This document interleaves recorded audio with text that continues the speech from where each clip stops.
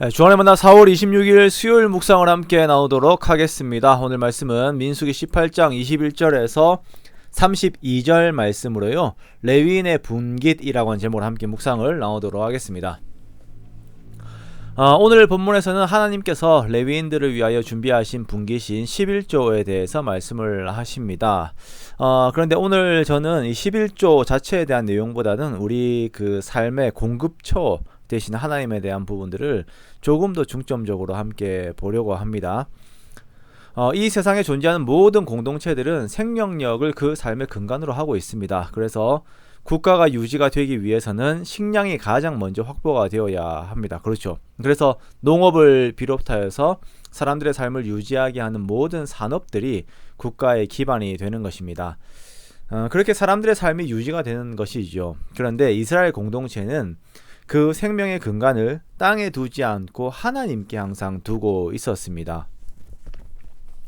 하나님의 백성들은 단지 이 세상에 속한 것에 만족하는 자들이 아니라 하나님으로부터 채움을 입어야 하는 자들이었습니다. 그래서 하나님께서 국가의 구조를 제정하시고 성소의 구조들을 제정하시면서 모든 백성들로 하여금 생명의 근원이 되시는 하나님을 바라보게 하셨습니다. 그렇게 하나님으로부터 공급받는 삶을 살도록 하셨어요. 자, 이 일들을 위하여 세운 자들이 제사장들이고 또한 제사장의 사역들을 함께 돕는 레위인들이 세워졌습니다.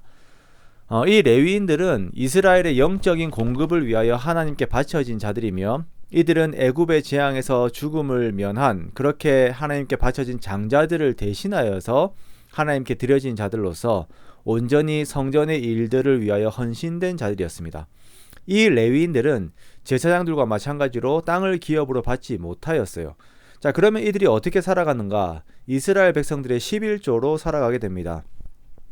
이스라엘 백성들은 자신들이 땅에서 얻은 소득의 10분의 1을 레위인들을 위하여 바침으로 인하여 이들의 생명력에 있어서 더욱 근본이 되는 영적인 생명력을 이렇게 성소로부터 얻게 되는 것입니다. 자, 그렇게 이스라엘의 모든 백성들은 함께 공존하게 되었고 어느 한쪽이 변질이 되어버리면 그 균형은 무너지게 됩니다. 우리가 사사기 시대에 보면 한 레위인이 떠돌다가 미가의 집안의 제사장이 됩니다. 자, 이런 경우를 보면 먼저는 아무나 이렇게 제사장이 되는 것도 문제가 되는 것이지만 이 레위인들이 먹을 것을 찾아서 떠돌게 되는 결과가 나오게 된 것이 영적으로 무너진 이스라엘의 공동체의 그 실상을 그대로 보여주는 것이에요. 영적인 양식도 떨어져 버린 것이 이스라엘의 모습이고 또한 그러면서 육체적인 양식도 떨어져 버린 이스라엘의 그 안타까운 레위인의 그 모습들, 그리고 이스라엘 전체의 그 영적 상태를 우리가 보게 되는 것입니다. 자, 이 질서에서 먼저 우리들의 삶을 돌아보게 됩니다. 우리들은 레위인들의 이 삶을 중요시 여겨야 합니다. 이것은 11조를 강조하는 것을 말하려고 하는 것이 아닙니다. 이것은 그보다 더 근본적인 모든 그리스도인들이 가져야 하는 하나님으로부터 공급받는 삶에 대한 중요성을 기억하는 것, 그것을 우리가 바라보는 것이에요. 이스라엘은 그들의 11조를 레위인들에게 주었고 레위인들은 또한 그들이 받은 것들의 11조를 제사장들에게 주었습니다. 제사장은 또한 그것을 하나님께 거제로 드리고 다시 받게 됩니다. 즉 우리들의 모든 삶은 하나님으로부터 받는 영적인 공급의 가장 우선순위가 되어져 있어야 하는 것입니다. 그리고 일상적인 삶의 채움을 얻게 됩니다.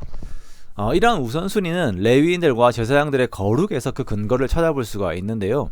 22절에 보면 이스라엘 백성들로 하여금 회막에 가까이 하지 못하게 하라라고 명령하는 것을 볼 수가 있어요. 또한 32절에서는 레위인들은 제사장들에게 드려야 하는 11조는 이제 구별하여서 또 그들이 받은 것들 중에서 가장 좋은 것들을 드리게 됩니다.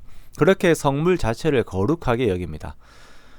거룩하다라고 하는 것은 죄와 세상적인 것에서부터 구별한 것을 말하는 것입니다. 그러므로 우리는 하나님으로부터 공급받는 그 모든 내용들을 더욱 거룩하게 여기고 중요하게 간직을 해야 합니다. 우리가 위로부터 공급을 받는, 하나님으로부터 공급받는 이 예배 자체를 얼마나 귀하게 생각을 하고 있습니까? 그 시간, 그리고 그 시간의 자세, 그 시간에 들여진 나의 마음에 내가 마음의 정성을 하나님께 드릴 때에 어느 정도의 가치로 우리가 드리고 있습니까?